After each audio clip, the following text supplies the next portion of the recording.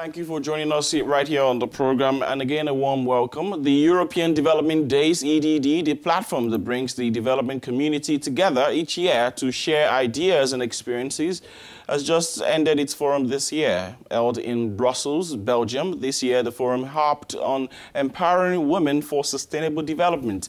With about 6,000 participants from over 140 countries, experts at the forum advocated the need to empower women and girls in all spheres of life and eliminating gender inequality. This, they believe, is the most effective approach of eradicating extreme poverty. Barbara. And Jerry, one of the participants at that event was Amina Mohammed. For those who don't know her, she is the Vice Secretary General of the United Nations. Africanews journalist Elaine Wangalwa got the chance to speak to her, and one of the questions she asked her was on the measures that are in place to prevent crimes such as sexual violence in conflict zones.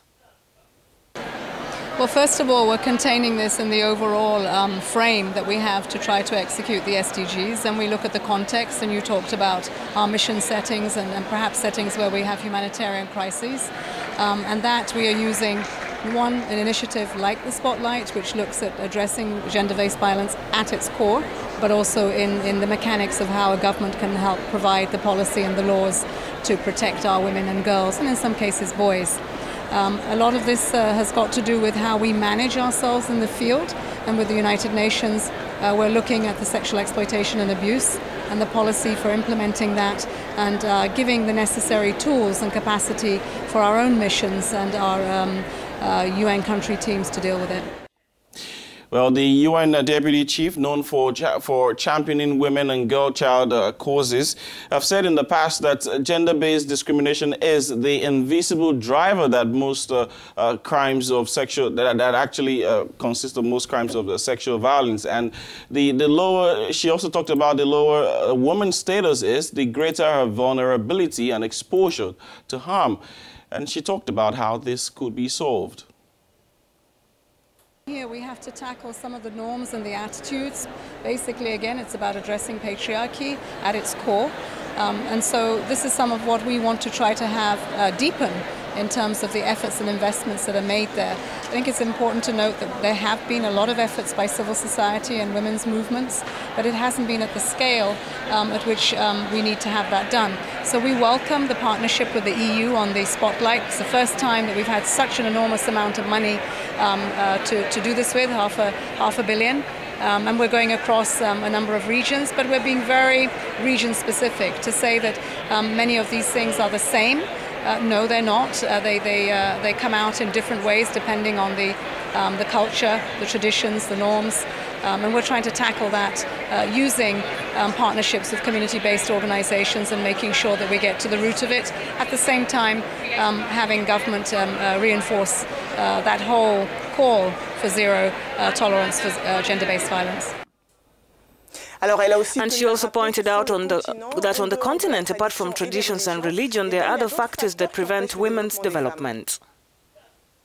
For us, once you get past the traditions and you get past the religion, then you've got to deal with inequality and access to education, access to a basic right over your health, your choices in health and what you do with your body, your participation in the economy, in the society. And I think here we are still rather invisible, and as 50% of most populations, that's an asset that we need to invest in.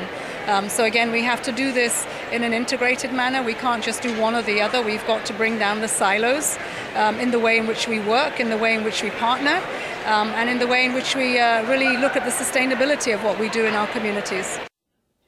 And she also talked about the relations between children not in school and early child marriage. And let us quickly bring you our thoughts on that. This is something that we have to tackle head on. I'm so proud of Jaya Dukare, who is taking this up as a survivor herself of child marriage and FGM. And I think that, you know, most communities need to understand better that in the end it's about protecting your daughter and your grandchild, because sometimes it's a very young age. It comes back to what we accept in our societies. That's where we have to tackle it.